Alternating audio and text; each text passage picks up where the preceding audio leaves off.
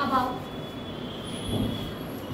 फिर discovery of हमने neutron में पढ़ लिया था। क्या किया था हमने? अल्फा पार्टिकल की बम्बार्डिंग किस पे कर ली थी? बेरिलियम पे कर ली थी। जब बेरिलियम पे बम्बार्डिंग करी तो हमारे क्या निकल गए थे? न्यूट्रल पार्टिकल्स निकल गए थे, जिन्हें बाद में क्या बोला गया? न्यूट्रॉन्स बोल दिया गया। थॉमसन का मॉडल पढ़ लिया था। थॉमसन के मॉडल में हमें क्या बताया गया था कि जो हमारा एटम है उसका आधे से अधिकतर भाग कैसा हो जाएगा? पॉजिटिव हो जाएगा, और इलेक्ट्रॉन्स कहीं भी हैं। तो ये भी हमारा एक स्टेबल मॉडल नहीं था, क्योंकि इसने एटम की स्टेबिलिटी को डिफाइन नहीं कर रहा था। उसके बाद रदरफोर्ड वाला बताया था। इन्होंने भी 3 पॉइंट दिए थे ऑब्जर्वेशन करने के बाद। क्या क्या थे 3 पॉइंट? बोलो, ये तो पढ़ा चुके, 2 बार पढ़ा है बेटा। मोस्ट ऑफ द स्पेस कैसा है एटम का? एटम का मोस्ट ऑफ द स्पेस कैसा है? खाली है। उसके छोटा सा एक भाग है जो ठोस है, जिसको क्या कह रहे हैं हम लोग? न्यूक्लियस कह रहे हैं। न्यूक्लियस में क्या क्या है? पॉजिटिव पार्टिकल्स है, सही है। उसके बाद इन्होंने इनके जो पूरा एक्सपेरिमेंट था उसकी जो सबसे इंपॉर्टेंट 2 चीजें निकल के आई थी। एक तो रेडियस ऑफ एटम के बारे में इन्होंने बता दिया था, और रेडियस ऑफ न्यूक्लियस के बारे में बता दिया था।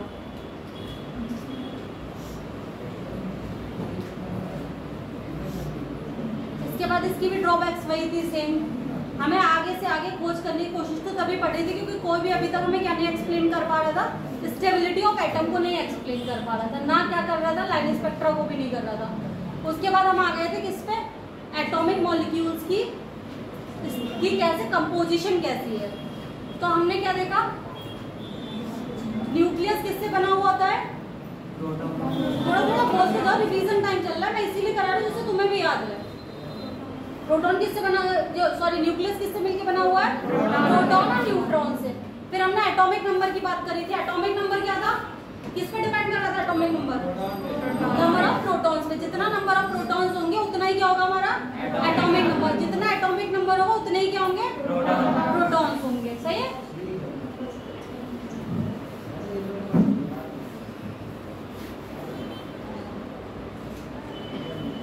फिर मास नंबर क्या था बेटा?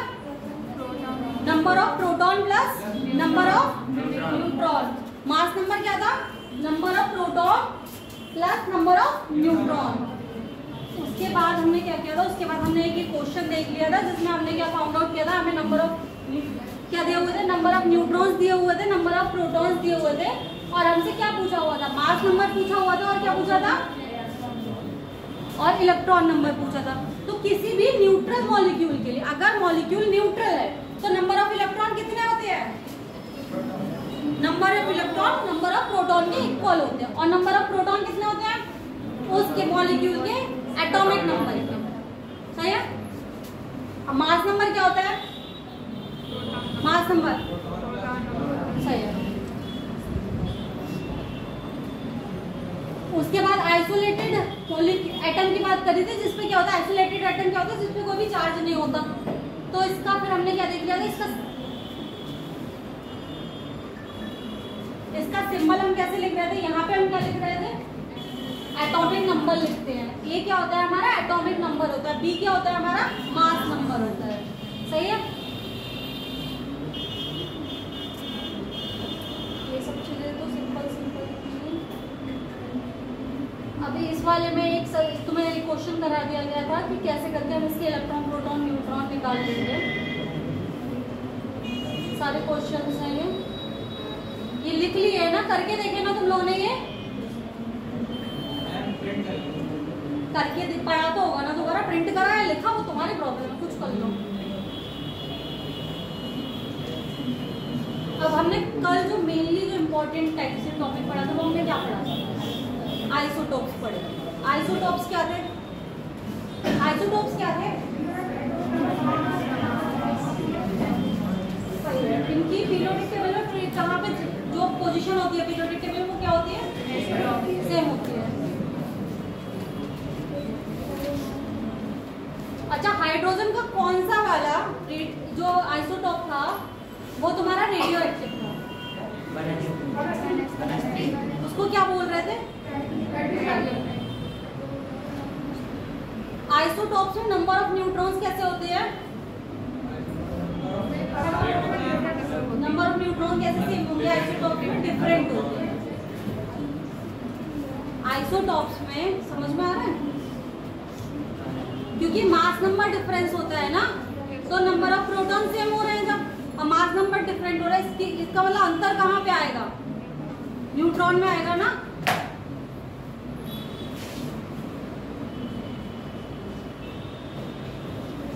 ये वाला जो इम्पोर्टेंस है ना, ये तुम्हारा ज्यादा ये आया हुआ क्वेश्चन है, और एक इसमें आता है जो हम मिलाते हैं ना, क्या कहते हैं, मैचिंग्स में आता है, ये चारों लिख लेना, और ये इम्पोर्टेंट है, 5 ही है वैसे, यूरेनियम डेटिंग के लिए क्या यूज हो रहा होता है। आइसोबार्स के बारे में भी बता दिया था। आइसोबार्स क्या थे, आइसोबार्स क्या थे, जिनका एटॉमिक नंबर डिफरेंट था और मास नंबर क्या था, सेम था। अच्छा, पीरियोडिक प्रॉपर्टीज और केमिकल प्रॉपर्टीज बताई थी मैंने आइसोटॉप्स की, किसकी कौन सी सेम होती है और कौन सी डिफरेंट होती है। आइसोटॉप्स की फिजिकल प्रॉपर्टीज कैसी होती है, डिफरेंट होती है।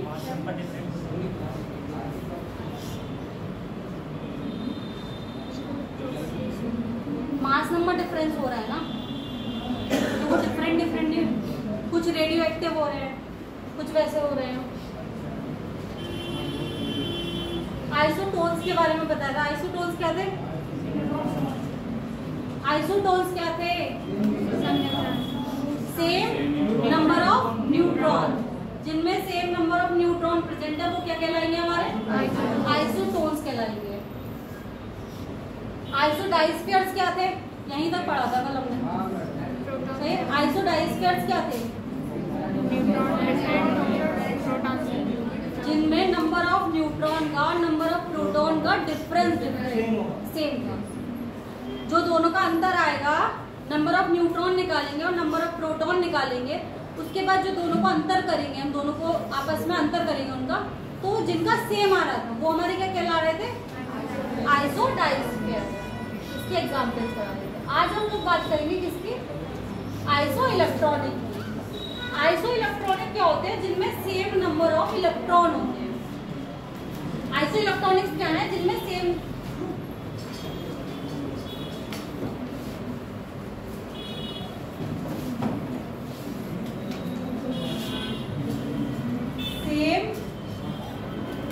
Number of electron.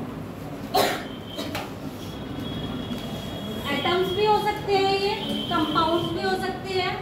इनमें क्या हम निकालेंगे, हम इनके निकालेंगे, क्या करने निकालना पड़ेगा, हमें इलेक्ट्रॉन्स निकालने पड़ेंगे, क्योंकि हम बात किसकी कर रहे हैं, आइसो इलेक्ट्रॉनिक की। अगर मान लो मैंने निकाला किसका, सोडियम है, सोडियम का कितना होता है एटॉमिक नंबर,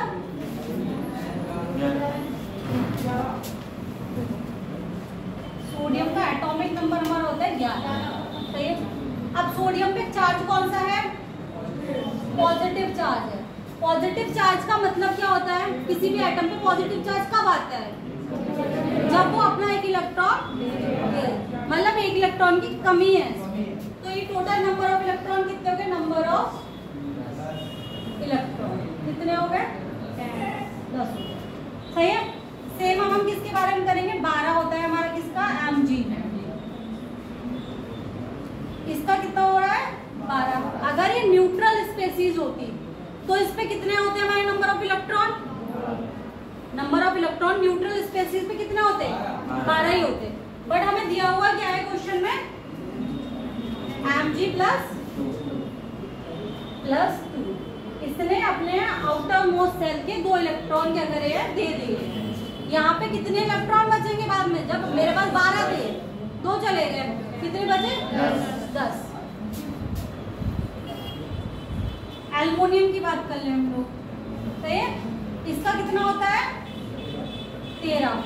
ये कौन से ब्लॉक का एलिमेंट है, एल्युमिनियम, बोरॉन फैमिली का है, बोरॉन फैमिली है ना, 13 ग्रुप है।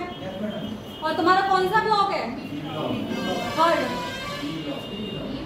हाँ तो सॉरी पी ब्लॉक का है। और तुम्हारा पीरियड कौन सा है, पीरियड कौन सा है भाई, केमिस्ट्री शुरू कर ली है हमने, सही। जो हम अभी फिजिकल पढ़ रहे हैं, तो इनऑर्गेनिक पढ़ रहे हैं, ये ऑर्गेनिक। हमें ये पीरियोडिक टेबल धीरे धीरे करके ही इजीली याद करो, रोज दो दो को याद कर लो, एक एक ब्लॉक याद कर लो, बट याद कर लो। समझ रहे हो? क्योंकि जितना भी हम पढ़ेंगे अभी आगे, ये तुम्हें केमिस्ट्री की बेस है। अगर ये याद नहीं होगी ना तो तुम कुछ भी नहीं। अगर मान लो इनके एटॉमिक नंबर्स तुम्हें नहीं दिए होते, चलो अभी इन्होंने दे दिया है, मैं लिखा दे रही हूँ, नहीं दिए होते तो तुम नंबर ऑफ इलेक्ट्रॉन्स निकाल पा रहे होते? नहीं निकाल पा रहे होते। किसी भी हालत में अगर मुझे किसी भी चीज का, मान लो मैं यहाँ पे लिख दूँ अभी तुम्हें ES लिख दूँ, सही है? अब तुम्हें इसका एटॉमिक नंबर अगर नहीं पता है तो तुम मुझे बता पाओगे इसमें नंबर ऑफ इलेक्ट्रॉन कितने हैं? नहीं बता पाओगे। तो इसके लिए तुम्हें क्या करना पड़ेगा? इसे याद करना पड़ेगा ना, क्योंकि ऑलवेज जरूरी नहीं है वो पेपर। भाई हम लोग एक अच्छे लेवल का पेपर देने जा रहे हैं, तो हम बच्चे नहीं है। अब एक तरीके से कि हमें कुछ भी सब कुछ लिख के दे देगा, बस हमसे जोड़ घटाना करा लेना है उसे, वो नहीं कराएगा। अगर उसको तुम्हें मान लो, तो बहुत सिंपल सिंपल मैंने एग्जाम्पल ले रखे हैं। मैं तुम्हारे AS ऐसी, सही है, और तुम्हारा क्या ले रही हूँ मैं? BR ले रही हूँ, सही है।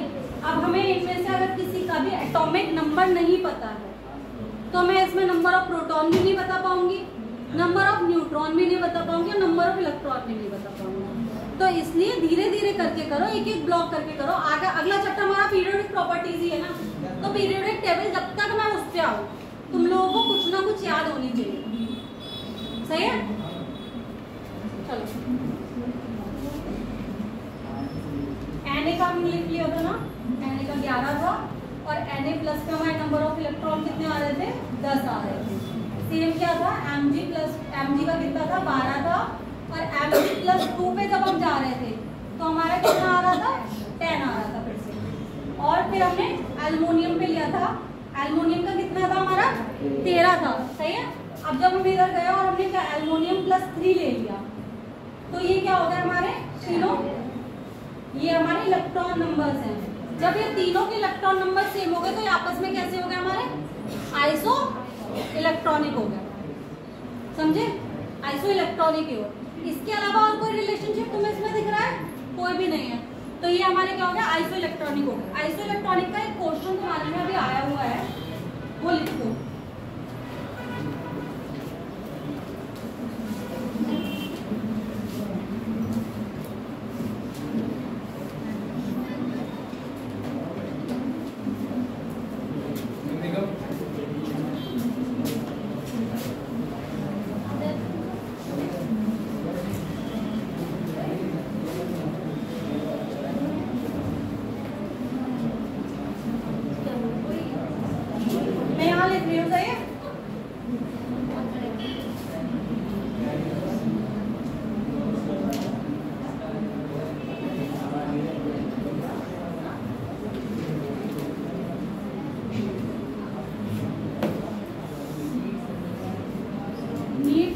इसका P/Q है, ठीक है?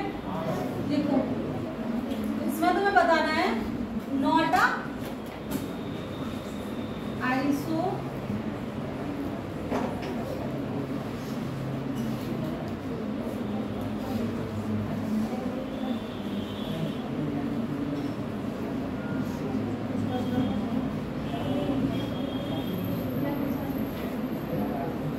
क्या बताना है इसमें? कौन सा आइसो इलेक्ट्रॉनिक नहीं है। तो लिखो इसे। पहला हमारा पेयर क्या दिया हुआ है इनमें? Fe+2 M1+2। दूसरा पेयर क्या दिया हुआ है हमें? O2- F-। तीसरा पेयर क्या दिया हुआ है हमें? Na+Mg+2। चौथा क्या दिया हुआ है हमें? M1+2 और Fe+3। अब तुम्हें इसमें देखो एक का भी क्या नहीं दिया हुआ है, ये नीट का पेपर है, सीधे सीधे क्वेश्चन है, सही है। मैंने बहुत शॉर्टकट में लिख दिया। उन्होंने पूछा था कि जो दिए हुए गिवन हमारे क्या करना चाहिए, जोड़े हैं, उनमें कौन सा ऐसा है जो आइसो इलेक्ट्रॉनिक नहीं है। तो तुम्हें इस क्वेश्चन को बताना है मुझे। करोगे सॉल्व अपने आप? करो।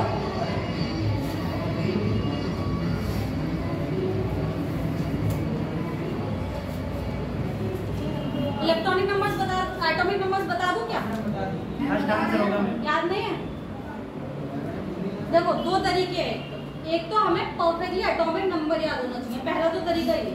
दूसरा अगर मान लो हमें एटॉमिक नंबर नहीं भी याद है तो हमें क्रम अगर याद है तो भी हम इन्हें निकाल सकते हैं, ठीक है। एक पीरियोडिक का जो क्रम होता है, जैसे कि हमें पता है जो एमन होता है वो एपी से क्या होता है, पहले होता है। एमन पहले आएगा क्योंकि जो डी ब्लॉक 3D एलिमेंट पढ़ेंगे ना उसमें क्या पढ़ते हैं हम, सबसे पहले क्या आता है हमारा स्कैंडियम, फिर क्या आता है टाइटेनियम, फिर बेरिलियम, फिर क्रोमियम, फिर मैग्नीशियम, देन क्या आता है आयरन। पहला वाला ही नहीं है ना, क्योंकि वो तो मैंने तुम्हें बता दिया ना ये पहले आ रहा है तो दोनों में से निकालो। मगर ये सबके लिए तो अपने इनके इलेक्ट्रॉन निकाल के तो देखो ना कितने कितने इलेक्ट्रॉन्स आ रहे हैं, बताओ कि देखो एपी कितना होता है, सुनो एपी होता है 26 और एमन होता है 25, सही है। O2 कितना होता है, ऑक्सीजन कितने पे होता है, ऑक्सीजन 8 और ये 9, ये 11 और ये 12, और ये वाला तो मैंने अभी बताया दिया, ये 25 और ये 26, ये सब क्या है इनके एटॉमिक नंबर्स। अब जरा इनके आइसो इलेक्ट्रॉनिक कैसे प्रॉपर पहले निकाल लो, इनके नंबर ऑफ इलेक्ट्रॉन्स कितने कितने आ रहे हैं।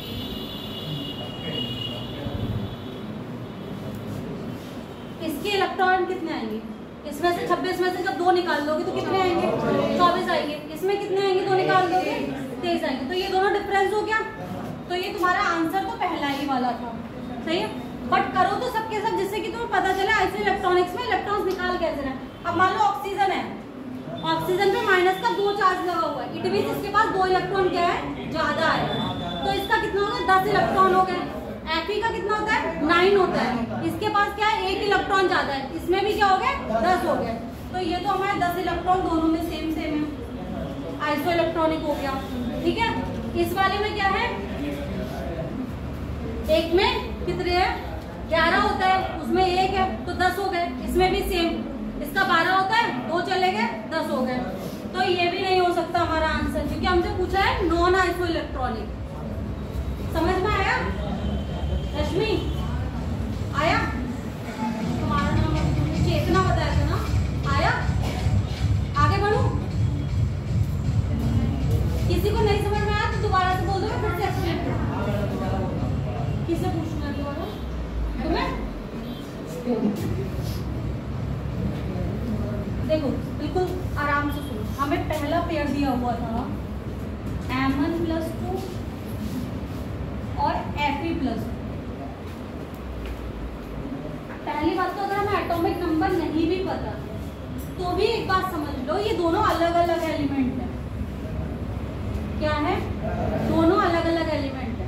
तो अगर हम इनका आइसोलेटेड भी लेंगे, मतलब बिना चार्ज वाला भी लेंगे, तो इन दोनों में नंबर ऑफ इलेक्ट्रॉन क्या होंगे, नंबर ऑफ इलेक्ट्रॉन क्या होंगे हमारे, डिफरेंट होंगे, सही है।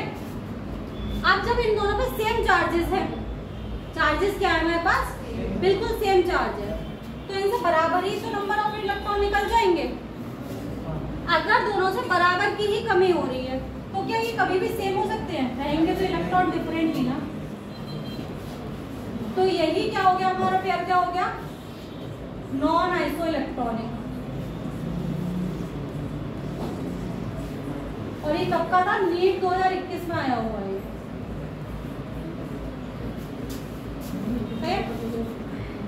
आगे वो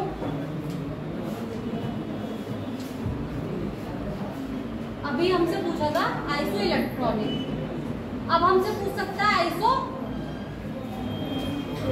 प्रोटॉनिक।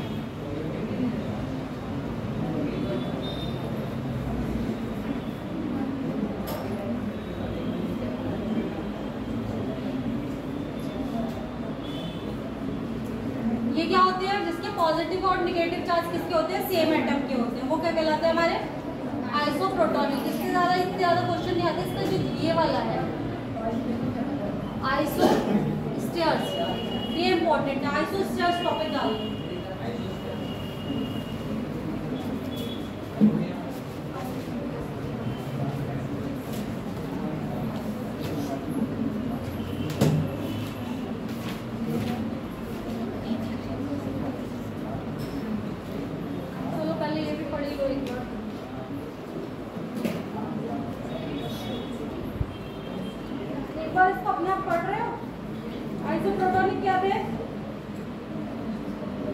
आइसोप्रोटॉनिक क्या लिखा हुआ है, कौन होते हैं आइसोप्रोटॉनिक?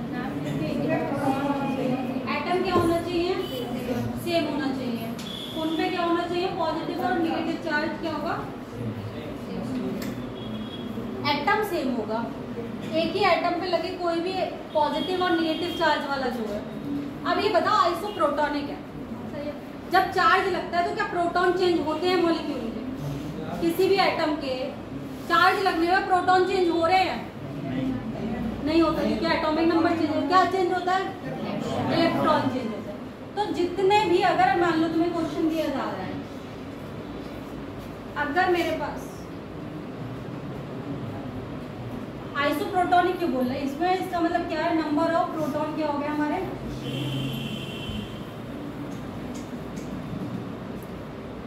ये सिर्फ इस वाले के लिए ना, मगर ये सबके लिए ना, नंबर ऑफ इलेक्ट्रॉन सब में सेम नहीं हो सकते, क्योंकि जहाँ चार्ज आ जाएगा वहाँ नंबर ऑफ इलेक्ट्रॉन क्या हो जाएंगे हमारे? डिफरेंट हो जाएंगे। अब यहाँ पे ये है, सही है। अब देखो हमारा Fe का एटम है, इसमें टोटल इलेक्ट्रॉनिक एटॉमिक नंबर क्या था हमारा? 26 था। 26 ही इसका रहेगा और 26 ही इसका रहेगा, सही है। जब हम मैंने इस पर पॉजिटिव चार्ज लेके आई, जब मैं इस पे पॉजिटिव चार्ज लेके आई तो क्या इसके प्रोटॉन कहीं गए? नहीं गए। जब नंबर ऑफ प्रोटॉन सेम रहे तो ये क्या हो गया हमारा? आइसोप्रोटॉनिक। और ये कब होंगे? जब हमारा एलिमेंट सेम होगा, जब हमारा एटम सेम होगा। अगर मैं यहाँ पे मैग्नीशियम Na+ लिख दूँ, Mg+2 लिख दूँ, तो क्या ये दोनों आइसोप्रोटॉनिक हो सकते हैं?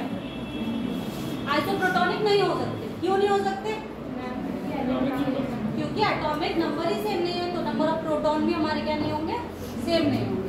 बस यही था आइसोप्रोटॉनिक। क्योंकि अगर आइसो इलेक्ट्रॉनिक पूछ सकता है तो तुमसे आइसोप्रोटॉनिक भी पूछ सकता है, आइसो न्यूट्रॉनिक भी पूछ सकता है। ऐसा नहीं है कि अगर ये जनरल क्वेश्चन है तो ये पूछ नहीं सकता। बट इसका एक कॉम्प्लेक्स आता है, जो क्या आता है हमारा? एक तो हमारा आइसो डाइस्फीयर वाला क्वेश्चन था, क्योंकि उसका नाम डिफरेंट है, इसलिए तुमसे पूछ सकता है आइसो डाइस्फीयर्स क्या होते हैं, कौन से हैं। ऐसे ही आइसो स्टीयर्स की बात करते हैं हम लोग। अब आइसो स्टीयर्स क्या होते हैं? जिनमें क्या होता है? सेम नंबर ऑफ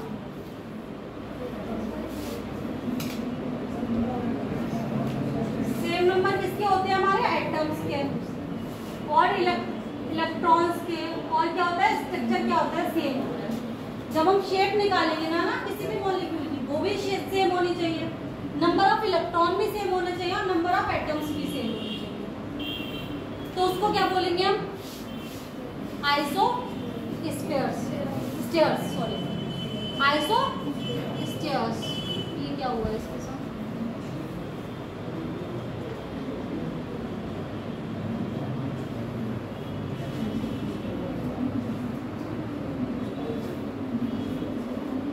अब देखो आइसोडाइस्फीयर्स हमने पढ़ ली, बता दिया था मैंने क्या क्या होना चाहिए? नंबर ऑफ, बोलो। आइसोडाइस्फीयर्स अभी बताया, स्टीयर्स मैंने अभी बताया, उसमें क्या क्या होना चाहिए? मॉलिक्यूल्स और आयन क्या होने चाहिए? मॉलिक्यूल्स आयन ऐसे जिसमें सब सेम नंबर ऑफ क्या है? एटम्स सेम है। एटम्स कैसे निकालते हैं? एटॉमिसिटी से निकाले थे ना हमने, कि मान लो अगर NO2 लिया है हमने, N2 लिया है, सॉरी, N2 में कुछ प्रॉब्लम है क्या किसी को?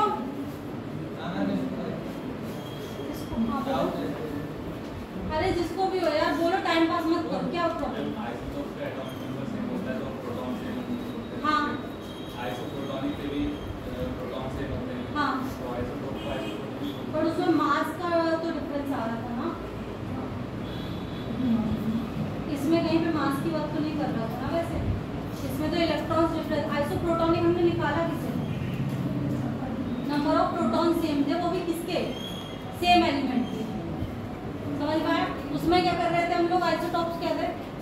जिसमें मास नंबर डिफरेंस था, न्यूट्रॉन्स डिफरेंस हो रहे थे। इसमें न्यूट्रॉन्स डिफरेंस हो रहा है कहीं पे?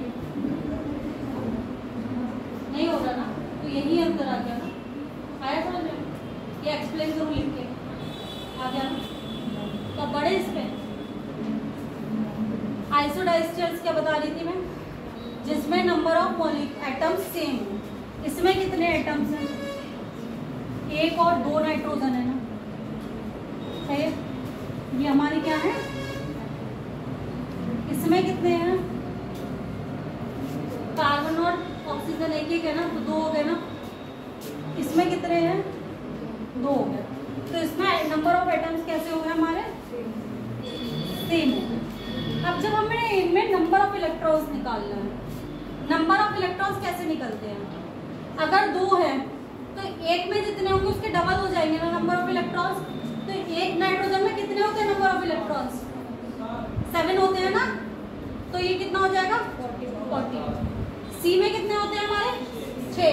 ओ में कितने होते हैं? 8। ये कितना हो गया? 14 हो गया ना तुम्हारा। उसके बाद सीधे इसमें आते हैं। कार्बन में कितने होते हैं हमारे पास? 6। नाइट्रोजन में 7। और एक हमारे पास क्या लगा हुआ है? निगेटिव, मतलब एक इसके पास और इलेक्ट्रॉन है, तभी तो है ना। तो हमारा ये भी कितना मिलके आ गया? अब इसमें हमने दो चीजें तो देख ली। ये क्या होगी? नंबर ऑफ एटम भी सेम हो गए, नंबर ऑफ इलेक्ट्रॉन भी सेम हो गए। जब हम इनके स्ट्रक्चर निकालेंगे, जो हम आगे केमिकल बॉन्डिंग में सीखेंगे, सही है। जब हमने इनके स्ट्रक्चर्स निकाले तो इन सबके स्ट्रक्चर कैसे आए हमारे? सेम, लीनियर स्ट्रक्चर बन रहा है हमारा। तो ये हमारे आपस में क्या कहलाए? आइसोस्टेयर्स। बोला करो प्लीज, अगर तुम 2 बार खुद बोलोगे ना तो तुम्हें चीजें ज्यादा अच्छे से आएंगी। क्या आया? आइसोस्टेयर्स में क्या क्या बराबर होता है हमारा? नंबर ऑफ एटम सेम होएगा, उसके बाद नंबर ऑफ इलेक्ट्रॉन भी सेम होंगे, और उनकी क्या होगी? सेम तरीके का स्ट्रक्चर होएगा। समझ में आया? वो क्या कहलाएगा हमारा? आइसोस्टेयर्स। अब चलो इसका जो दूसरा वाला जो एग्जाम्पल है, लिखो, तुम लोग खुद करो इसे। स्ट्रक्चर नहीं भी होगा तो मैं स्ट्रक्चर बता दूंगी, बट एटलीस्ट तुम वो तो निकालो ना इसकी एटॉमिसिटी कितनी कितनी है, और नंबर ऑफ तुम्हारे को कितने इलेक्ट्रॉन्स कितने कितने आ रहे हैं। 2 मिनट का टाइम है, जल्दी से करो।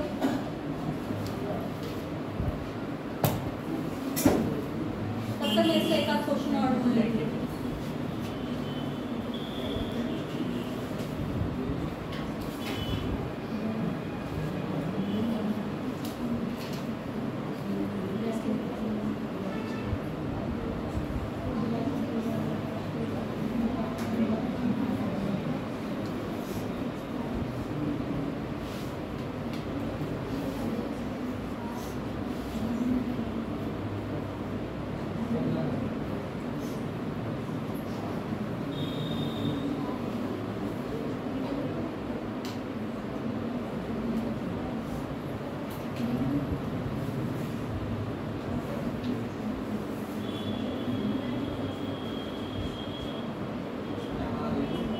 कितना आया बेटा? 22 आया होगा ना सब में। और नंबर ऑफ एटम्स 3 ना। सबके आ गए? क्या निकालूं? कर लिया ना? वैसे तो ये उसमें भी करा हुआ है, ये कॉपी में आगे भी आ जाएगा, और इसका स्ट्रक्चर भी सबका लीनियर आ जाएगा। अब हमने ये पहले चैप्टर में भी पढ़ा था, सही है। आइसोटॉप्स में भी पढ़ना पड़ेगा, क्योंकि ये जो हम निकालते हैं एवरेज एटॉमिक मास, ये निकालते ही मेनली किसके लिए है? ऐसे एलिमेंट्स के लिए जिनके क्या होते हैं हमारे आइसोटॉप्स होते हैं, समझे? जिनके आइसोटॉप्स होते हैं उनके लिए हमें किसकी जरूरत पड़ती है? एवरेज एटॉमिक मास की। अगर हमारे पास एक से ज्यादा किसी का फॉर्म है ना, तभी तो हमें इनके मास में थोड़ा सा, अगर हमें सिर्फ ये पूछना है हाइड्रोजन का कितना, तो हमारे हिसाब से हमें नहीं बताया जा रहा ना कौन सी हाइड्रोजन का हमें बताना है, तभी तो हमें एवरेज एटॉमिक मास की जरूरत पड़ी। अगर मेरे पास सिर्फ एक ही है, कोई भी, अगर सिर्फ एमन बोला गया तो मैं इसके अकेले का बता दूंगी ना, जब तक आइसोटॉप्स हमें नहीं दी होंगे। तो एवरेज एटॉमिक मास हम कैसे निकाल रहे थे? बताया था। अब इसके क्वेश्चन करें, फॉर्मूला याद है या समझाऊं फॉर्मूला भी? देखो, एवरेज एटॉमिक मास में हमने क्या लिया, जैसे कि मान लो मेरे पास एक ए है जिसका मास है मेरे पास x, समझे, और इसकी परसेंटेज अबंडेंस हमारे पास कितनी आ रही है? px आ रही है। दूसरा है मेरे पास b, जो हमें y आ रहा है मास, इसका मास कितना आ रहा है 22 और परसेंटेज अबेंडेंस इसकी आ रही है हमारे पास 22 आ रही है। सेम सी है, 3 है मेरे पास मान लो, 3 से ज़्यादा भी हो सकते हैं। ये अभी हम एडिटिव प्रॉपर्टी है तो जोड़ते जाएंगे, ठीक है। मगर अभी हम 3 की बात कर रहे हैं। परसेंटेज अबेंडेंस हमारी कितनी आगे इसकी जाएगा। तो अब हम क्या करते हैं, जब मान लो अगर मुझे इसका पूरा एवरेज एटॉमिक मास लिखना है तो पहले इन दोनों का इंटू करूंगी मैं, इसको यहाँ रख दूंगी, फिर इसका इंटू करूंगी, इसको यहाँ रख दूंगी, इसका इंटू करूंगी, इसको यहाँ रख दूंगी। और टोटल कोई भी चीज 100% ही तो होती है ना, 100 से ज्यादा तो हो नहीं सकती, तो इसके अपॉन में हम लोग लगा देते हैं 100। ऐसे निकल जाता है हमारा एवरेज एटॉमिक मास। अब चलो इसका करते हैं क्वेश्चन।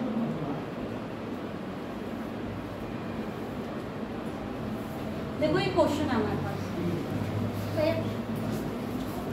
लिखो, लिख लो। सॉल्यूशन मत लिखना, सिर्फ क्वेश्चन तक ही लिखना।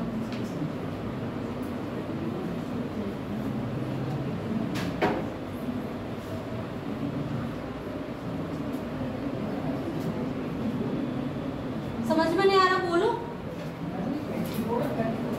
क्या। 34.96 एंड 36.95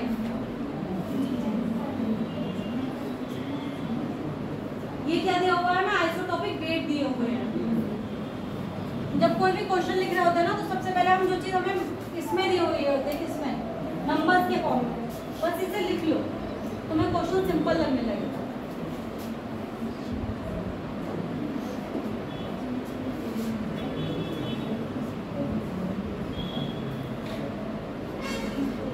दिख रहा है ना इतना बड़ा सबको।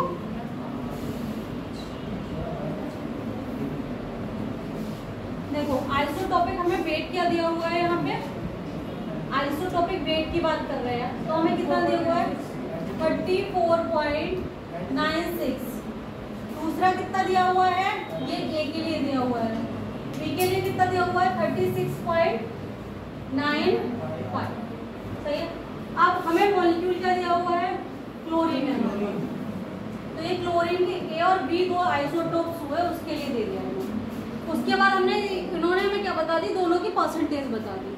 ए की परसेंटेज कितनी आ रही है 4, दूसरे की परसेंटेज 24.6। अब हमें एवरेज एटॉमिक वेट का फॉर्मूला लगा लेते हैं। एवरेज एटॉमिक वेट का फॉर्मूला क्या था, mass into percentage, mass into percentage abundance upon में 100 था। सेम इसको हमने एक विस्तृत फॉर्म में लिख रखा है ना। अब यहाँ पे मास mx का पहले लगा लिया और इसकी परसेंटेज अबेंडेंस लगा दी। उसके बाद इसमें हमने इसका मास लगाया, किसका, y वाले का, और इसकी परसेंटेज अबेंडेंस लगाई। उसके अपॉन में क्या किया हमने 100 लिख दिया और फिर हमने इसकी कैलकुलेशन करी। अब कैलकुलेशन करो तुम लोग, कितनी कितनी आ रही है। फॉर्मूला लगा दिया, कैलकुलेशन करो जल्दी से।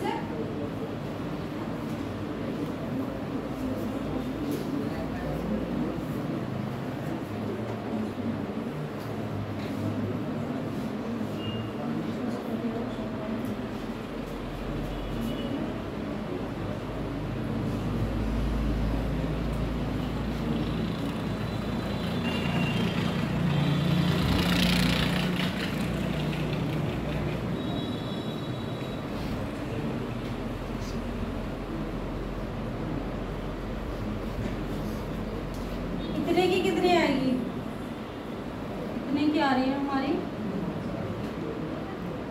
2635.984 और इधर की कितनी आ रही है हमारी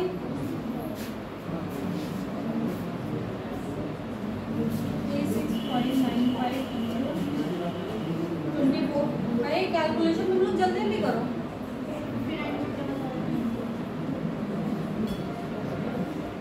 आगे इतनी, दोनों को ऐड तो कर लो।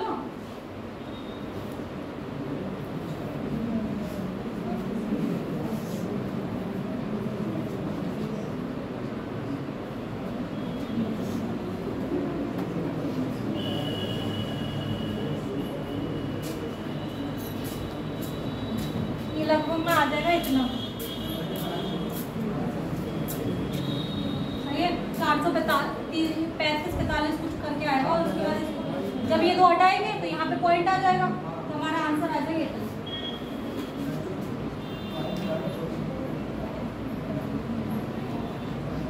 कैलकुलेशन जल्दी कर लेते हो, देर देर से कर पाते हो, तो उसकी प्रैक्टिस करो ना ज़्यादा से ज़्यादा। हाँ क्या, एक क्लोरीन है जिसके दो आइसोटोप्स है, एक का आइसोटोप का मतलब समस्थानिक है, समस्थानिक है। एक समस्थानिक का जो मास है, द्रव्यमान, वो कितना है 34.96 है, सही है। उसके बाद दूसरे का कितना है 36.95 है, सही है। इसमें क्या है परसेंटेज, जो 34 वाले की परसेंटेज है वो कितनी आई हुई है 75.4%, और जो तुम्हारी 36 वाले की परसेंटेज आई है वो कितनी आई हुई है 24.6%। अब तुम्हें निकालना क्या है, इसका एवरेज एटॉमिक मास निकालना। आप बताओ इसमें हिंदी में और क्या बोलूँ, हो गया ना, लिखो। दूसरा करें, आगे बढ़े।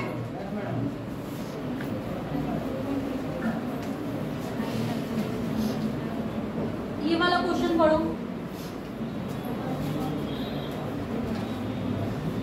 टू आइसोटॉप्स है, किसके टू आइसोटॉप्स है, बोरॉन के हमें दिए हुए हैं। एटॉमिक मास कितना कितना दिया हुआ है 10.01 और 11.01। अब इसकी क्या है नेचुरल अबेंडेंस हमें कितनी दी हुई है, परसेंटेज पार्ट ऑफ बोथ, दोनों की हमें निकालनी है। हमें बस इतना बता दिया है नेचर में कितना पड़ रहा है, इसका एवरेज एटॉमिक मास कितना आ रहा है, एवरेज एटॉमिक मास दिया हुआ है ये, सही है। एवरेज एटॉमिक मास दे दिया है हमें, और दोनों की क्या पूछी है हमसे, परसेंटेज पूछी है। जो दो आइसोटोप्स है इसके, उसकी क्या पूछी है, परसेंटेज पूछी है। तो अब हम कैसे निकालेंगे, फॉर्मूला लिखेंगे। सबसे पहले क्या लिखेंगे, एवरेज एटॉमिक मास का फॉर्मूला हमें पता है ना, summation mass into percentage abundance, सही है। अपॉन में कितना होता है 100 होता है। ये वाला पेन दिख रहा है क्या,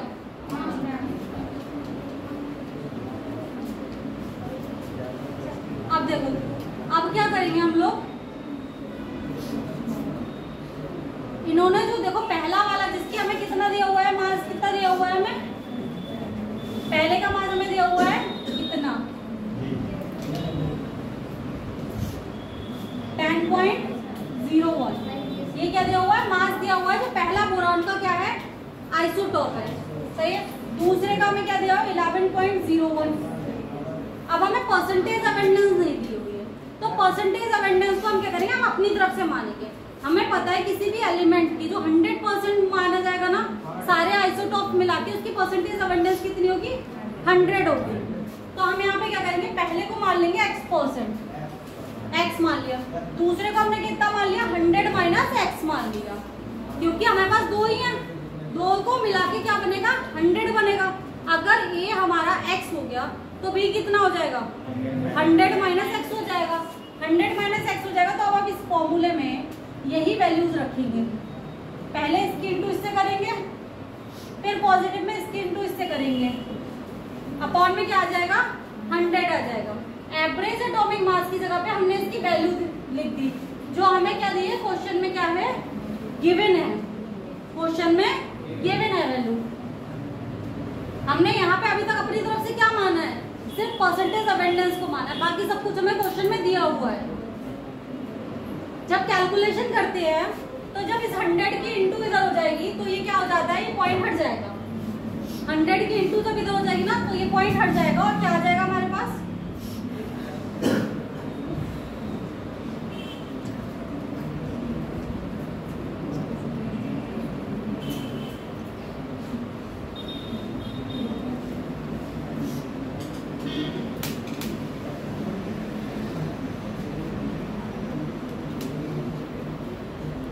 क्वेश्चन खुद से सॉल्व करना आ रहा है समझ में।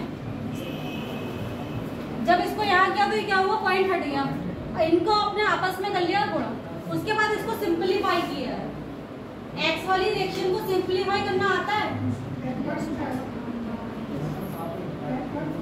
पूरा बता दूं करके?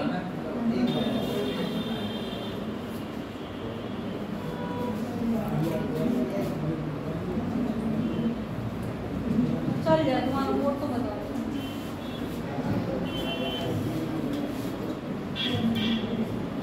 देखो सबसे पहले तो हमें क्या पता होना चाहिए, एवरेज एटॉमिक वेट का फॉर्मूला, जो क्या था, इसका मतलब होता है जो भी मैं इसमें लिखूंगी एक बार उसको जोड़ते जाना है, अगर उससे ज्यादा बार वो दिया हुआ है। Mass into percentage abundance. Percentage abundance का मतलब है प्रकृति में वो जितने परसेंट पाया जा रहा है या फिर हमें क्वेश्चन में जितना दिया हुआ है, सही है। और यहाँ पे क्या आ जाता है, 100 आ जाता है, क्योंकि कोई भी जो टोटल होगा, कोई भी मॉलिक्यूल, उसके जितने भी आइसोटोप्स होंगे वो सब मिलकर क्या बना रहे होंगे, 100% बना रहे होंगे। अब इस क्वेश्चन में दिया हुआ क्या है, वैल्यूज बोलो, मेरे पास नहीं है। मार्क्स कितने कितने दिए हुए थे, 10 और 10.01, और दूसरा क्या था 11.01। परसेंटेज अटेंडेंस दी हुई नहीं थी हमें, तो हम क्या मानेंगे 100%। तो पहले वाले को P1 हम कितनी मान लेंगे, इसकी परसेंटेज है x मान लेंगे। तो जब 100% होता है टोटल 100 माइनस x हो गया, सही समझे। और हमें क्या दिया हुआ है, एवरेज एटॉमिक मास दिया हुआ है। वो कितना दिया हुआ है एवरेज एटॉमिक मास, 10 पॉइंट कुछ दिया हुआ था ना, 10.81 दिया हुआ है, सही है, दिया हुआ है ना।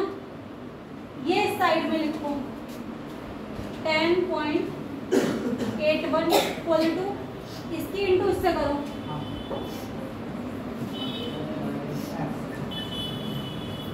इसकी इससे करो। देखो न्यूमेरिकल मैं अपने हाथ से कितने भी करके दे दूं, जब तक तुम लोग खुद नहीं करोगे तब तक ये तुमसे सॉल्व नहीं होने वाले पेपर में किसी भी हाल में। अब इनकी कैलकुलेशन भी मैं ही करूं तो करो।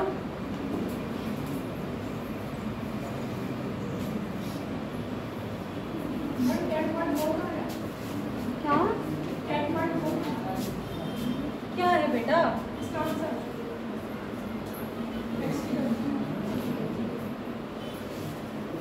बेटा परसेंटेज में आएंगे 10.4 कैसे आ जाएगा इसका आंसर।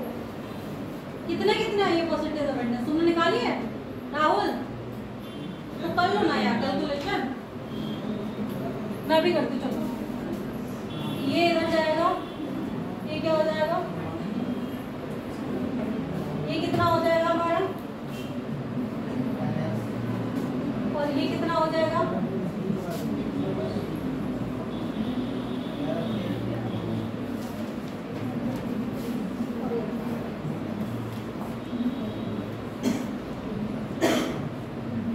माइनस ये आ जाएगा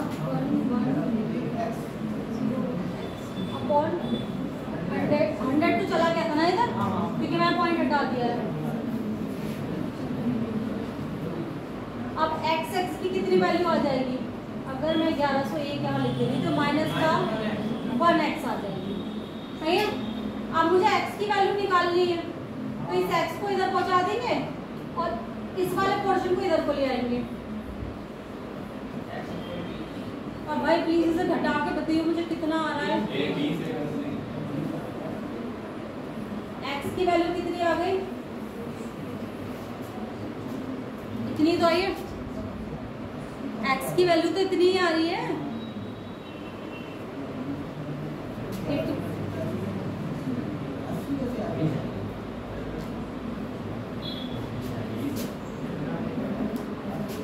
सॉरी मैंने गलत बता दिया, 20 आएगी ना इसकी वैल्यू, तो 1081 था, इसको किस में से करना था, 1101 था ना, इसमें से करना था ना, हाँ, तो ये 20 आ जाएगी। ये किसकी वैल्यू आ गई हमें, x की, और दूसरे वाले की कितनी आ जाएगी, तो 80 आ जाएगी ना।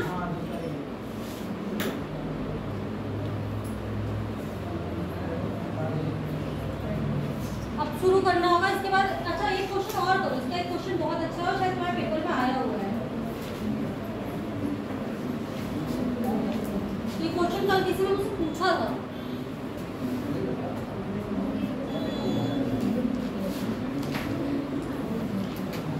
मैं बोल दूं, बाकी मैं शॉर्टकट में अभी लिख रही हूँ।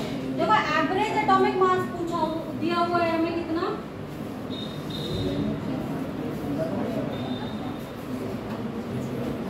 एवरेज एटॉमिक मास हमें दिया हुआ है, कितना दिया हुआ है 24.31 AM, सही है।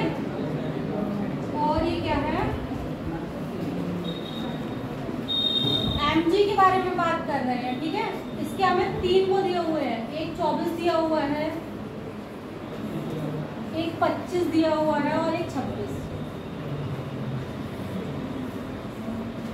इसके 3 आइसोटोप्स हमें दिए हुए हैं, ठीक है। तो जो इसकी परसेंटेज इसके हमको दे दी है, उसकी तो परसेंटेज हमें दे दी है कितनी, 79% दे दिया है ये।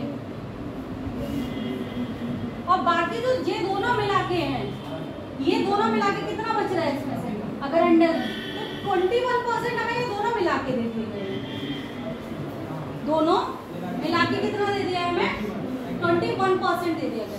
और हमसे पूछा क्या है, 26 वाले की परसेंटेज पूछी है।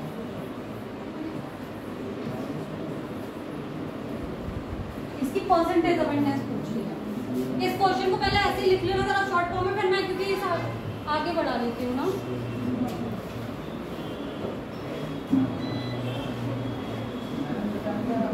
नहीं बेटा पिटाया नहीं, पीछे कर देते। ये क्वेश्चन भी नीट में आया हुआ है, ईयर नहीं पता है बट आया हुआ क्वेश्चन।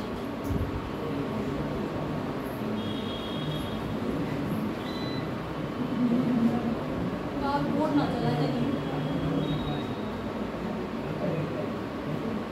करूँ क्वेश्चन सॉल्व, क्योंकि आज पूरा दिन टाइम इसी में निकल जाएगा।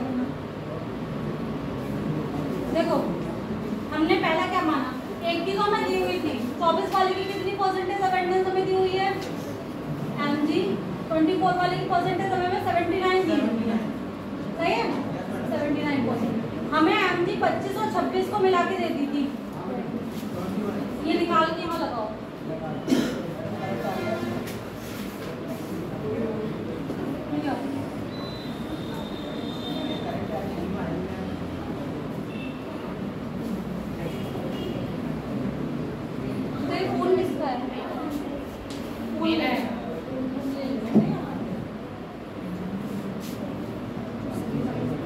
क्वेश्चन सॉल्व करने की कोशिश करो तब तक, जब तक बोर्ड खुल रहा है।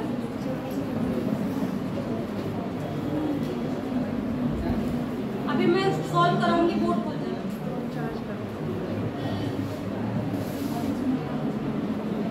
लास्ट में तुम लोग बातें कर रहे हो, तुमको समझ में आ रहा है, क्वेश्चन समझ में आ रहे हैं, सॉल्व हो रहे हैं नहीं हो रहे हैं।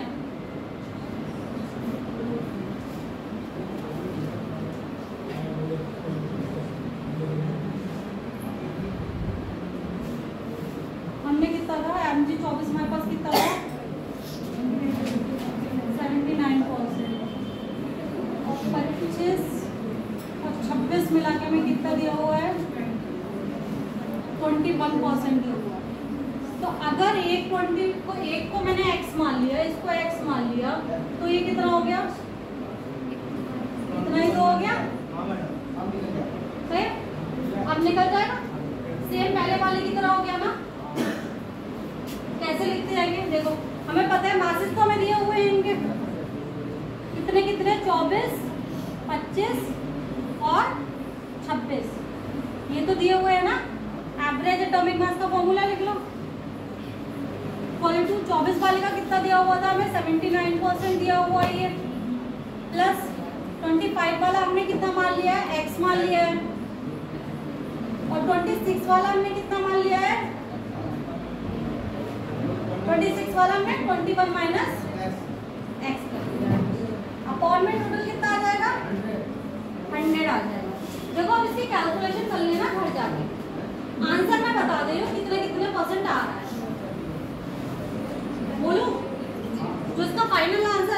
25 वाले का वो आएगा 10%। अब 25 वाला कितना हो जाएगा तो ऑटोमेटिकली तो ये घर जाके कैलकुलेशन अपनी निपटा लेगा। आगे बढ़े, लिख लिया क्वेश्चन, आगे हटो।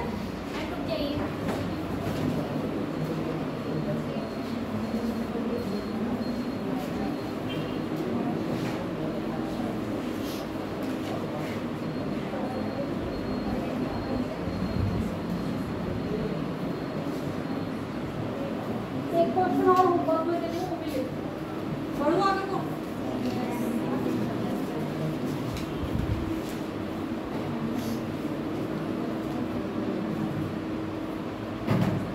एक एलिमेंट सिंपल फॉर्म में लिख के दे रही हूँ, क्वेश्चन घर से कर लेना चाहिए। एक एलिमेंट जेड है हमारे पास, इसके दो आइसोटॉप्स हमें दिए हुए हैं। एक तो जेड 50 और जेड कितना दिया हुआ है 42, नहीं सॉरी 52।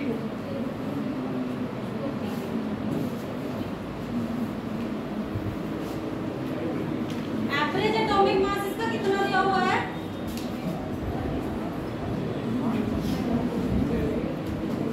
एवरेज एटॉमिक मास कितना दिया हुआ है, लिखते जाओ यार मत हंसो। 51.7 कितना दिया हुआ है, 51.7 दिया हुआ है। तुम्हें दोनों की क्या करनी है, नेचुरल अबेंडेंस निकालनी है, परसेंटेज अबेंडेंस दोनों के लिए फाइंड आउट करनी है। इसके लिए जेड 50 के लिए भी और जेड 52 के लिए भी। आंसर कल बताऊंगी, पहले तुम लोग मुझे बताओगे, उसके बाद मैं तुम्हें बताऊंगी।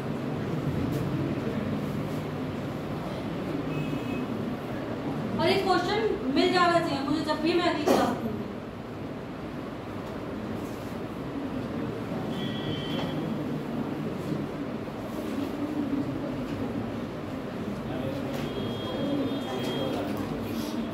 क्या बता, देखो एक एटम दिया हुआ है ना, उसके जो दो हमें आइसोटॉप दे दिए, सही है।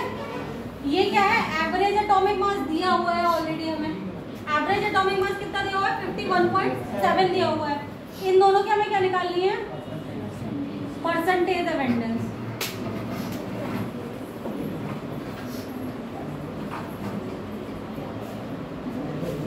समझ में आ गया, फिर से बताओ।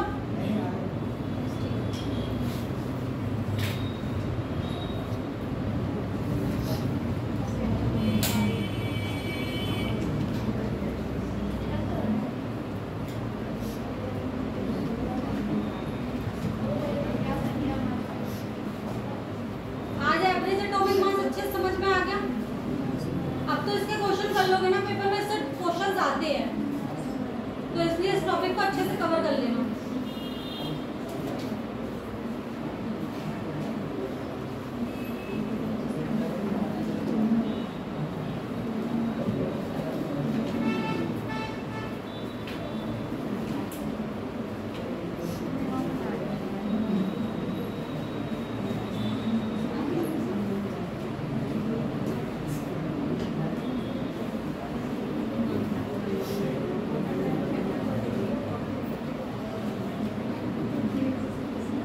आगे बढ़ो, ले आओ बटन।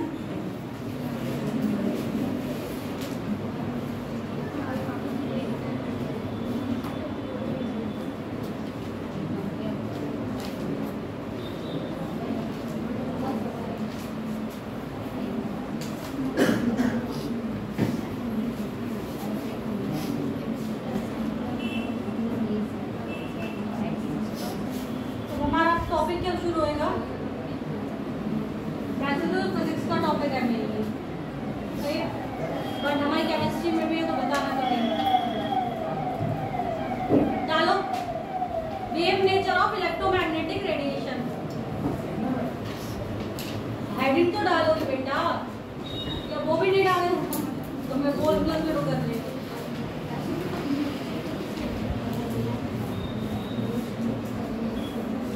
वेव्स क्या होती है, तरंग होती क्या है।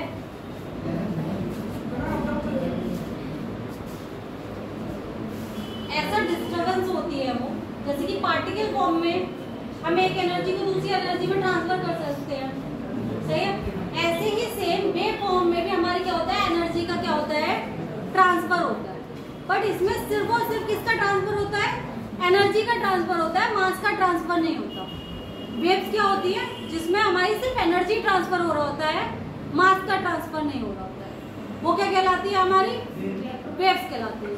अब बात करें हम इलेक्ट्रोमैग्नेटिक वेव्स क्या होती है।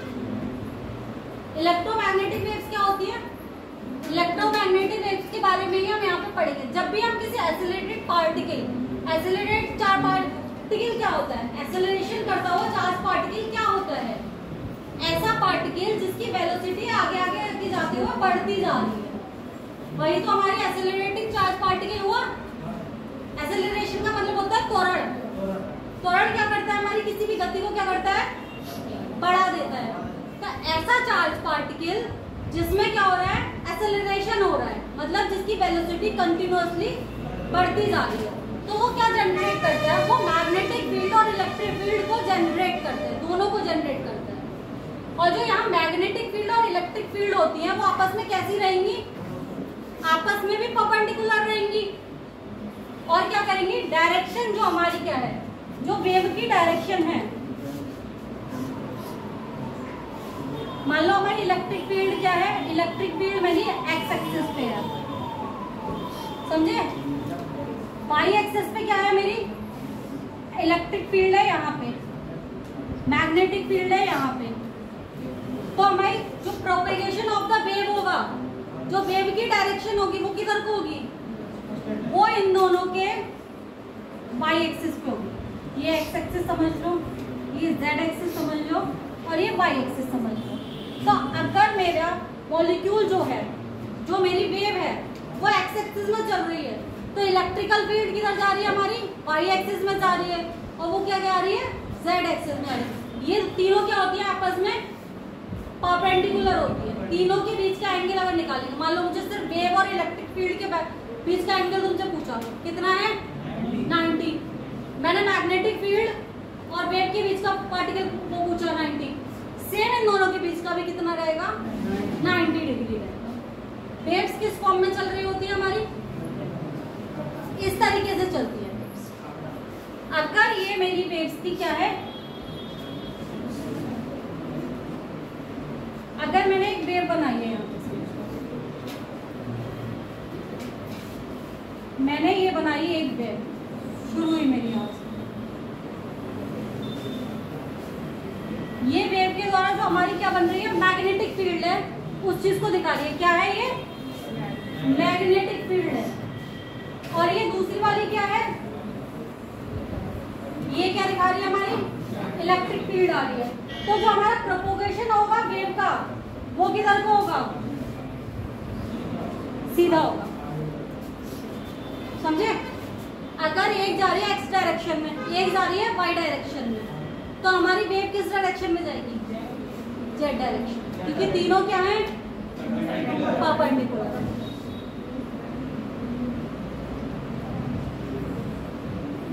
यही लिखा हुआ है।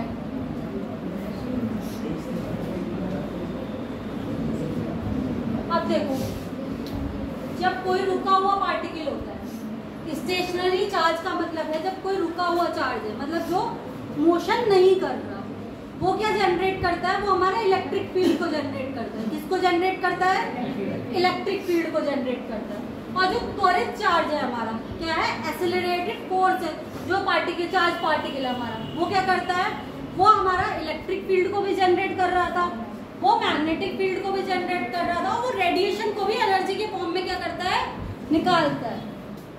क्या करता है, एनर्जी को किसकी फॉर्म में निकाल रहा होता है, रेडिएशन की फॉर्म में निकाल रहा होता है।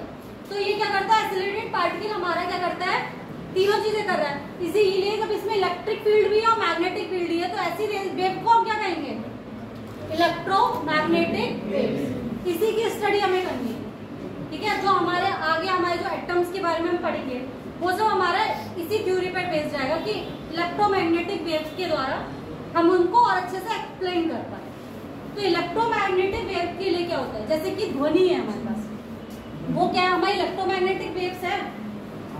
साउंड हमारी इलेक्ट्रोमैग्नेटिक वेव है नहीं है, क्योंकि साउंड क्या है, वैक्यूम में ट्रेवल नहीं कर सकता।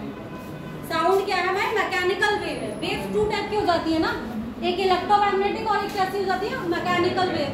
तो मैकेनिकल वेव्स कौन सी होती है, जिनको फ्लो करने के लिए किसकी जरूरत होती है, माध्यम की जरूरत होती है। मतलब उनके लिए ठोस में वो चलेंगी या फिर कुछ ना कुछ मीडियम होना जरूरी है।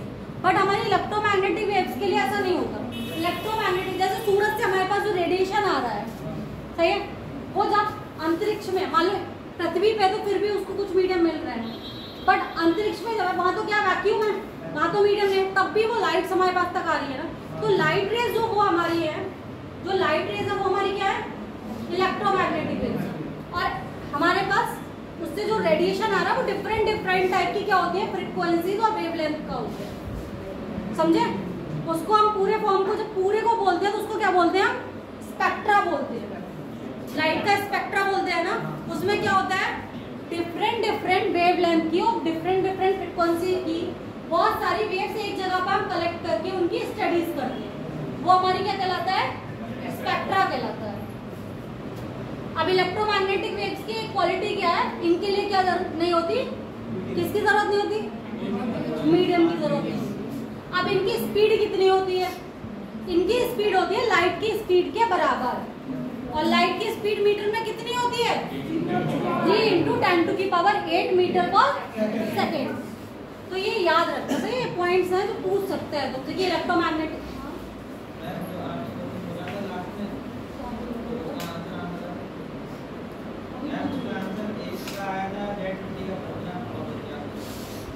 अभी पूछोगे बीच में, बाद में पूछ लेना, बता दो, ठीक है।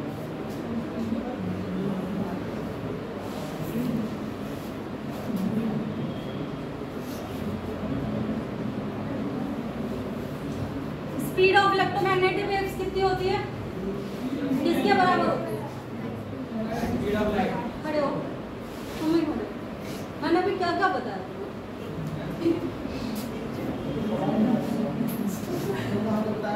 क्या क्या बताया, सवाल मैंने कहाँ के लिए बताया था, घर के लिए। सब कुछ यहीं से करके जाओगे, कम से कम जो पढ़ा रहे हो उतनी देर पढ़ लो।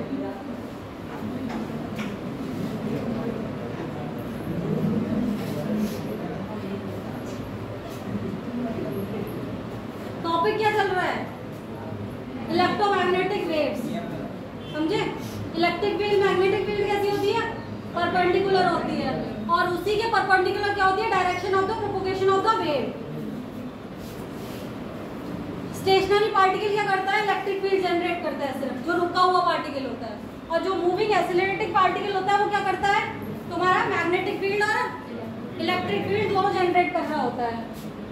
इलेक्ट्रोमैग्नेटिक वेव्स के लिए क्या जरूरत नहीं होती, मीडियम की जरूरत नहीं होती, वो वैक्यूम में भी चलती है। इसका एक एग्जांपल क्या है, लाइट, सही है। Speed of the electromagnetic wave कितनी होती है, 3 × 10⁸ मीटर पर सेकेंड। देखो अब हम जब वेव्स के बारे में पढ़ रहे हैं ना, तो हमें कुछ चीजें पता होनी जरूरी है। वेव्स की जो फंडामेंटल क्या होती है, एक वोकैबुलरी समझ लो। किसी भी वेव के चैप्टर को पढ़ने के लिए हमें कुछ चीजें पता होनी जरूरी है। जैसे कि वेव किस फॉर्म में चलती है, वेव हमारी चलती है हमेशा एक पीरियोडिक फॉर्म में चल रही होती है, समझे। पहले वो ऊपर जाती है, फिर नीचे आती है, और इनकी जो दूरी होती है यहाँ पे, ये ऑलवेज क्या होती है, बराबर होती है, समझे। ये यहाँ से ये सब में क्या होगी, सेम होगी। अब जो ऊपर वाला हिस्सा होता है इसको क्या बोल रहे हैं, थ्रस्ट या शिखर, हिंदी में भी लिखा हुआ है। और इसको क्या बोलते हैं, जो नीचे का होता है, हिंदी वाले पढ़ लेना पूरा। अब वेवलेंथ क्या होती है, जैसे कि मान लो मैं दो नीचे वाले पोर्शन ले रही हूँ, इनकी बीच की जो दूरी है इसको क्या कहेंगे हम, वेवलेंथ कहेंगे। और अगर मान लो मुझे नीचे वाले की नहीं लेनी, ऊपर वाले की लेनी है, तो वो भी सेम होगी, उसको भी क्या बोलेंगे हम, वेवलेंथ बोलेंगे। वेवलेंथ एक तरीके से क्या है, दूरी है ना।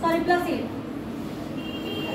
अपॉन, हमें ये किसमें दी हुई है, किलो हर्ट्ज में दी हुई है ना, हमें लगानी किसमें है, हर्ट्ज में लगानी है ना, तो हम इसको किससे करेंगे, किलो का मतलब क्या होगा 10 टू की पावर × 3 से इंटू कर देंगे, और जब इसको सोल्यूशन करेंगे तो हमारा कितना आ जाएगा, इतने मीटर आ जाएगा।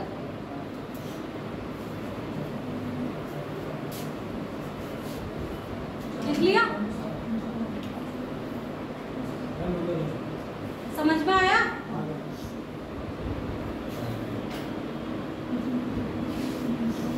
क्या नाम है इनका, आया समझ में ये?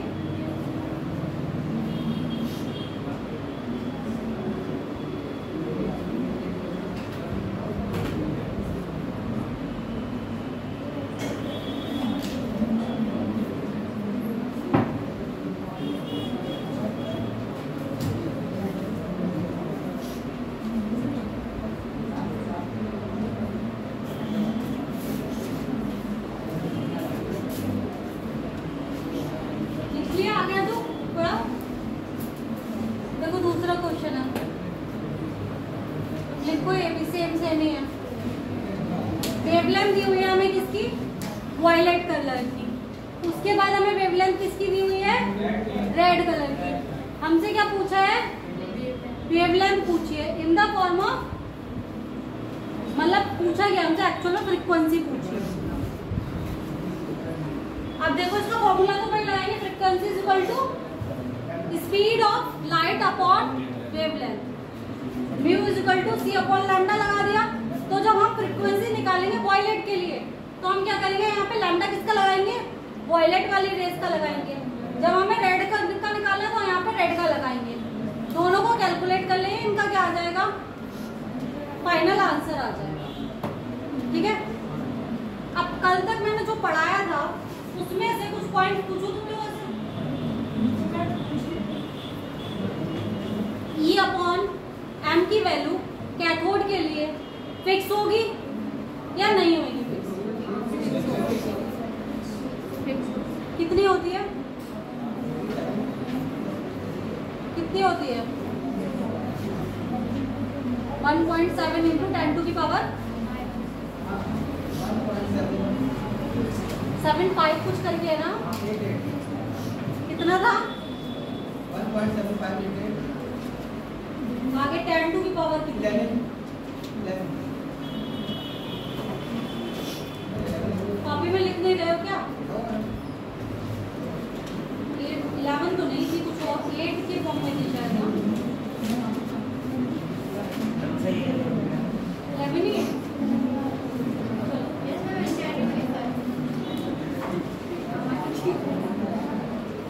अब हम क्या पढ़ेंगे, इलेक्ट्रोमैग्नेटिक रेडिएशन में जो डिफरेंट जैसे हम लाइट को जब हम प्रिज्म को निकालते हैं ना तो वो 7 कलर्स में डिवाइड हो जाता है। तो 7 कलर्स में क्यों डिवाइड हो जाता है, क्योंकि वो कौन से रीजन में मिल रहा है, हमें विजिबल रीजन में मिल रहा है। जब वो विजिबल रीजन में मिल रहा है इसीलिए हम उसे देख पा रहे हैं, हम सिर्फ उसी रेडिएशन को देख सकते हैं जो हमारे किस में मिलेगा, विजिबल रीजन में मिलेगा। बाकी इनमें से किसी भी इलेक्ट्रोमैग्नेटिक रेडिएशन को आंखों से नहीं देख सकते। देखो ये उल्टा लिखा हुआ है, मैं ऐसे इस तरफ से याद करने का आपको वो बता रही हूँ। ठीक है, तो ये लिखो, गाय अपने अपने याद है, अगर अपने अपने याद हो तो मेरे याद करने की कोई जरूरत नहीं है, और नहीं याद हो तो ये लिख लो, क्योंकि आपको एक बार जो चीज याद होती है उसे उसी तरीके से याद रखो। गाय यूवी इन माई रेडियो, इससे क्या हो गया, यहाँ पे क्या आ गया हमारा, गामा रेज, एक्स रेज, यहाँ से यूवी विजिबल, आईआर माइक्रोवेव, और बाद में क्या आ गया, रेडियो वेव आ गया। और ये किसमें होती है, लैम्डा के इंक्रीजिंग ऑर्डर में। तो फ्रीक्वेंसी कैसे ऑर्डर में हो जाएंगी, इनवर्स ऑर्डर में हो जाएंगी, क्योंकि लैम्डा क्या होता है, इनवर्सली प्रोपोर्शनल टू वेवलेंथ। कैसी होती है, फ्रीक्वेंसी के इनवर्सली प्रोपोर्शनल होती है ना। तो अगर मेरी किसी चीज की इधर जाने पे लैम्डा बढ़ रही है तो हमारी फ्रीक्वेंसी क्या हो जाएगी, कम हो जाएगी। सही है, और सेम क्या हो जाएगा हमारा एनर्जी के साथ हो जाएगा, क्योंकि एनर्जी बराबर क्या होता है, एच न्यू होता है। सही है, एनर्जी क्या है, डायरेक्टली प्रोपोर्शनल टू फ्रीक्वेंसी है, और फ्रीक्वेंसी क्या है, इनवर्सली प्रोपोर्शनल टू 1/λ। तो एनर्जी भी क्या हो जाएगी, इनवर्सली प्रोपोर्शनल टू लैम्डा हो गई ना। तो अगर मुझसे, अब देखो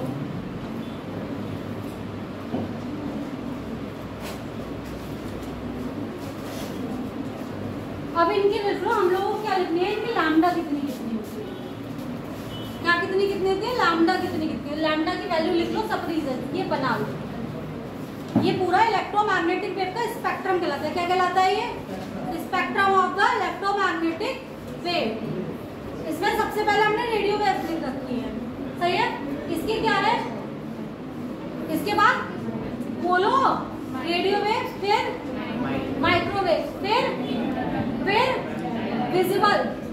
विजिबल रेज वो होती है, कौन सी रेज होती है, जो हमें दिखता है। जितना भी रेडिएशन हमारा विजिबल पोर्शन में होएगा वही सिर्फ हमें दिखेगा, बाकी हमें क्या नहीं दिखता, अल्ट्रावायलेट नहीं दिखती, एक्सरेज नहीं दिखती, गामा रेज नहीं दिखती।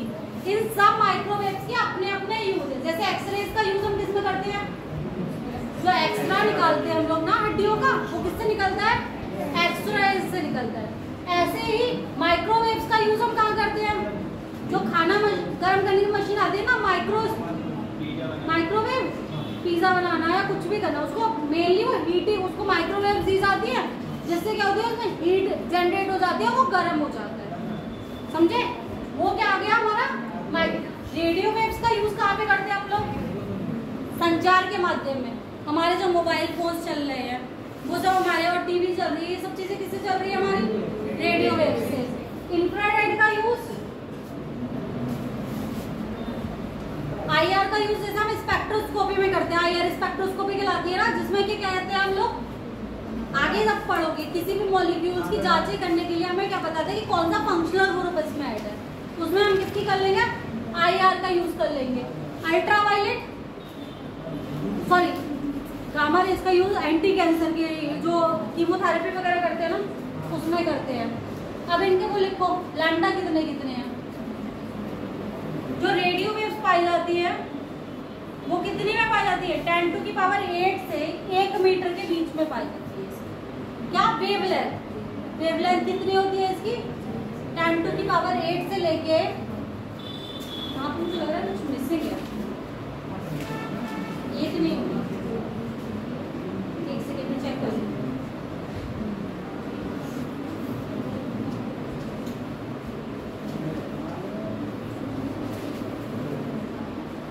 हाँ सही है, 1 मीटर ही है। इसका लिखो माइक्रोवेव 10⁻⁻² मीटर, सही है, लिख रहे हो,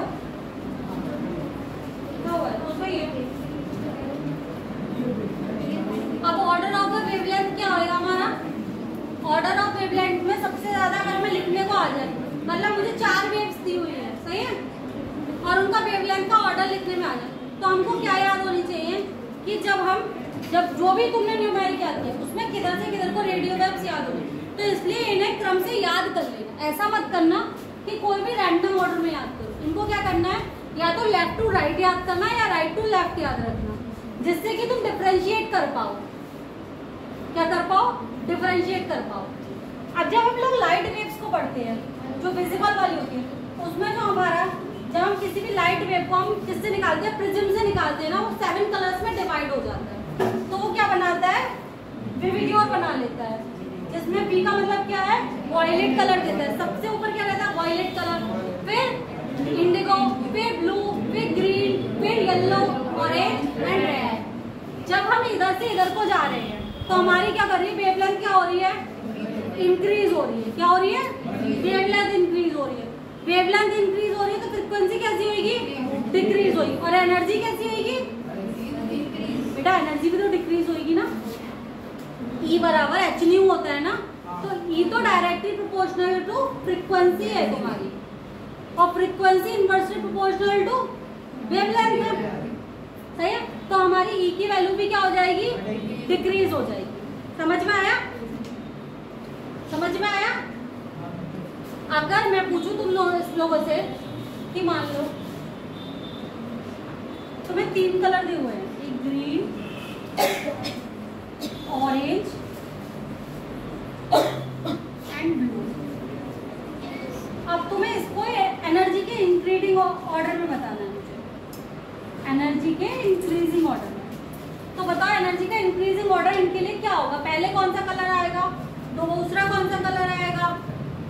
इंक्रीजिंग ऑर्डर का मतलब होता है जिसकी सबसे कम आएगी एनर्जी वो सबसे बाद में, और जो सबसे ज्यादा आएगी वो सबसे पहले। बताओ बेटा, ग्रीन की कम होगी एनर्जी, किसकी कम होगी इन सब में? क्योंकि क्यों कम होगी एनर्जी ग्रीन की? क्योंकि वो सबसे ज्यादा लेफ्ट हैंड साइड की तरफ को है ना। तो सबसे कम एनर्जी किसकी होगी हमारे पास? तो हम सबसे पहले क्या लिखेंगे? ग्रीन लिखेंगे। उसके बाद हमारी किसकी ज्यादा होगी?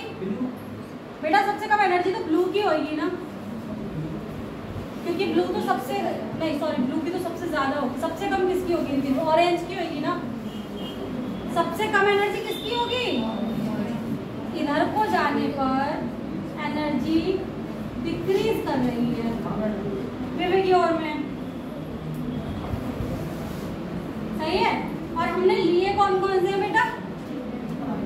हमने एक लिया है ब्लू लिया है, क्या लिया है? एक ब्लू लिया है, एक ग्रीन लिया है और एक ऑरेंज लिया है।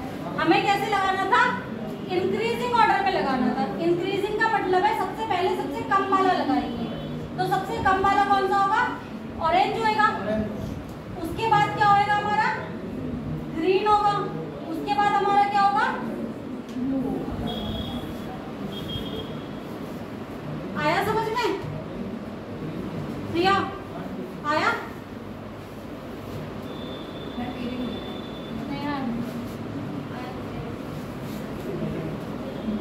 तो जिसको नहीं आया वो एक बार में बोल सकता है ना। देखो ये क्या है हमारे पास?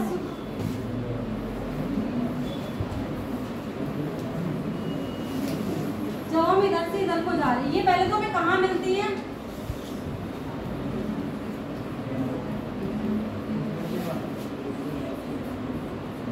ये किस में मिल रही है हमें? विजिबल रीजन में मिल रही है। जब हम लाइट को पास करा रहे हैं, किससे? प्रिज्म से पास कराते हैं, लाइट 7 कलर्स में टूट जाती है। टूटती क्यों? क्योंकि इनके पास डिफरेंट डिफरेंट वेवलेंथ और डिफरेंट डिफरेंट फ्रीक्वेंसी, सही है। कोई भी चीज डिफरेंशिएट इसीलिए हो रही है कि उसमें कुछ ना कुछ तो चेंजेस होगा, वरना एक जैसी होंगी तो क्यों डिफरेंशिएट होगी? अब जब हम लोग विवी की ओर में इनमें 7 कलर्स के नाम तो पता होंगे तुम्हें, ठीक है। जब हम इधर से इधर को जा रहे हैं तो हमारा लैम्डा क्या करता है? इंक्रीज। लैम्डा क्या है हमारी? वेवलेंथ, सही है। लैम्डा क्या कर रहा है हमारा? इंक्रीज करता है। अब हमें एक बात पता है, mu is equal to C upon lambda C, पता है ना मुझे? ये फॉर्मूला तो अभी हमने कर रहे थे ना।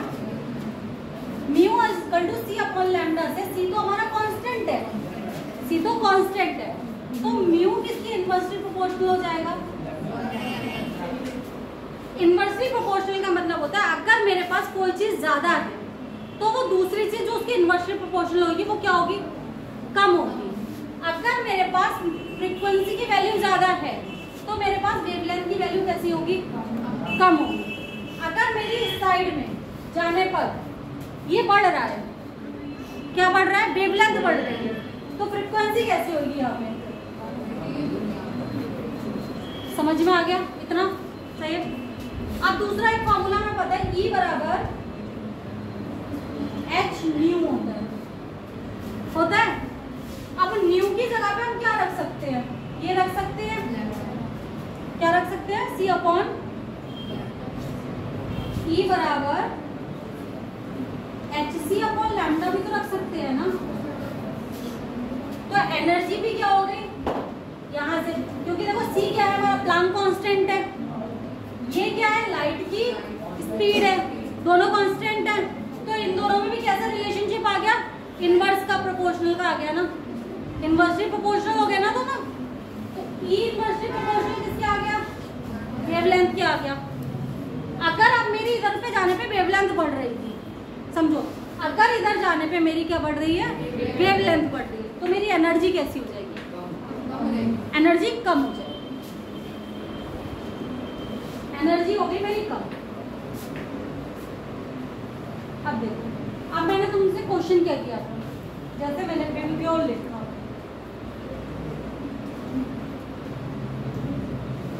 पहले तो ये लिखा। अब मैंने तुम्हें 3 कलर्स दे दिए हैं, एक ग्रीन दिया है, ठीक है, रेड दिया है और ब्लू दिया है, और एक दिया है ऑरेंज। सही है। अब मैं इन्हें 3 ऑर्डर्स में तुम्हें लिखवा रही हूँ। एक तो तुम्हें इंक्रीजिंग ऑर्डर में लिखना है वेवलेंथ के, दूसरा तुम्हें इंक्रीजिंग ऑर्डर में लिखना है किसके, फ्रीक्वेंसी के, और तुम्हें डिक्रीजिंग ऑर्डर में लिखना है एनर्जी। क्या बोला मैंने तुम्हें, इंक्रीजिंग ऑर्डर में किसकी लिखना है, लैम्डा की, इंक्रीजिंग ऑर्डर में किसमें लिखना है, म्यू, क्या होता है, फ्रीक्वेंसी। सही है। इसको किस में निकालते हैं, लैम्डा का, तो इसको मीटर में निकालते हैं। इसका क्या था हमारा, और एनर्जी की तो जूल वूल जो भी होते हैं होते ही अलग अलग है। अब तुम बताओ, इनको निकाल लो कि इन कलर्स को इनके ऑर्डर में लगा पाओगे। सुनो, अब इसको मैं सिखा रही हूँ, एक बार देख लो, फिर कल को तुम लोगों से मैं ऐसे क्वेश्चन कराऊंगी, क्योंकि ये क्वेश्चन फिजिक्स में भी आते हैं तुम्हारे, और केमिस्ट्री का भी आता है। मॉडर्न केमिस्ट्री जो है ना बहुत इंपॉर्टेंट है, क्योंकि मॉडर्न फिजिक्स भी सेम है, मॉडर्न केमिस्ट्री भी सेम है। तुम्हें बोर्ड यहाँ भी पढ़ना है, तुम्हें हाइड्रोजन स्पेक्ट्रा यहाँ भी पढ़ना है, और तुम्हें वहाँ भी पढ़ना है। तो देखो, इसमें हमें कौन कौन से 3 कलर दिए हुए हैं बेटा, हमें ये 4 कलर दिए हुए हैं। पहले तो हम इसको इसमें ढूंढेंगे ना। सही है। ग्रीन कलर कहाँ पे है हमारा, ग्रीन कलर यहाँ पे, रेड कलर तो हमारा सबसे आगे है। इट मीन्स इसका लैम्डा क्या है, कितनी इधर जाने का हमारा लैम्डा क्या कर रहा था, इंक्रीज कर रहा। इसका मतलब रेड का लैम्डा तो सबसे ज्यादा है हमारे पास। सही। अब इसके बाद हमारे पास क्या आ रहा है जो इन तीनों में दिया हुआ है, ऑरेंज आ रहा है ना, तो अब हम किसको लगा देंगे, ऑरेंज को लगा देंगे।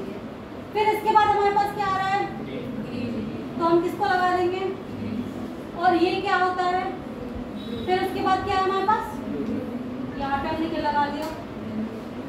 तो ये हमारा कैसा ऑर्डर हो गया वेवलेंथ का, वेवलेंथ का इंक्रीजिंग ऑर्डर हो गया। अब सेम इतना ये पूछ रखा है, तो अब हम इस पे बाद में जाएंगे। अब हम आते हैं पहले एनर्जी पे। हमें ये पता है कि ये अगर इंक्रीज होगी तो ये डिक्रीज होगी, तो हमसे सेम चीज पूछ रखी है। दोनों का मतलब तो सेम ही हो गया ना, कि अगर वेवलेंथ का या तो इंक्रीजिंग ऑर्डर बता रहा है या एनर्जी का डिक्रीजिंग ऑर्डर पूछ रहे हैं, तो ये सेम कॉपी कर दो यहाँ पे।